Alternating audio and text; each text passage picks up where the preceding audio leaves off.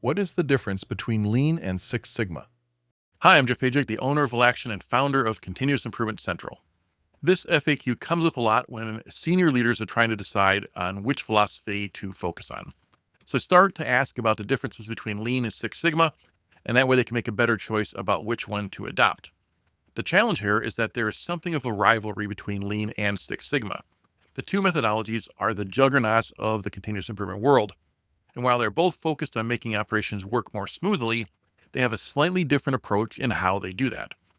The traditional view is that Lean is focused on pulling wasteful steps and inventory out of a process, and Six Sigma is focused on removing variation. While those things are true to some degree, neither methodology limits itself to just one or the other. The truth is that there is a tremendous amount of overlap in the tools and processes of the two philosophies of improvement. For example, the DMAIC cycle in Six Sigma closely parallels the plan, do, check, act cycle and its more sophisticated cousin, the A3 report in Lean. A further similarity is that rather than being just toolkits, Lean and Six Sigma are both better described as structured ways of thinking and solving problems. As for the primary emphasis of the methodologies, by no means should they be considered limiting. Lean must reduce variation in a process to be able to make effective standard work in a work area. The same holds true for Kanban systems. You have to pull out variation for Kanban systems to work well. Similarly, when Six Sigma projects pull variation out of a process, the steps also tend to take a great deal of waste with it. As for differences, the biggest ones between the two lie in scope and in accessibility. Six Sigma contains a set of sophisticated statistical tools that are generally too complicated for most frontline employees to use effectively. Lean, on the other hand, uses tools that are fairly easy for anyone to grasp. For that reason, there are generally fewer Six Sigma experts in a company than people who can take on Lean projects. As a result, Lean projects can be virtually any size and are much more widespread.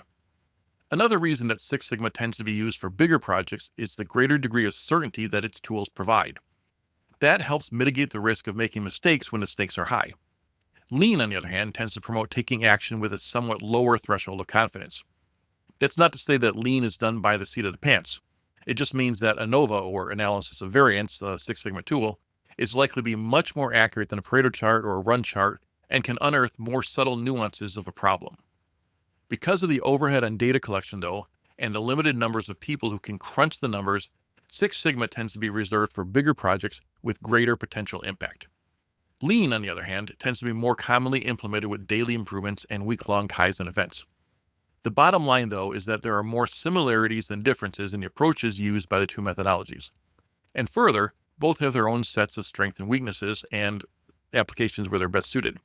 For that reason, in recent years, a blend of Lean and Six Sigma has been taking root. Not surprisingly, this hybrid is known as Lean Six Sigma. So the question of what the differences are is a lot less relevant now that there's a hybrid model that combines them both. And for those of you that choose Action, I don't even really use either term. I have gravitated to just using the term continuous improvement. So basically, the distinction, while present, is increasingly less important.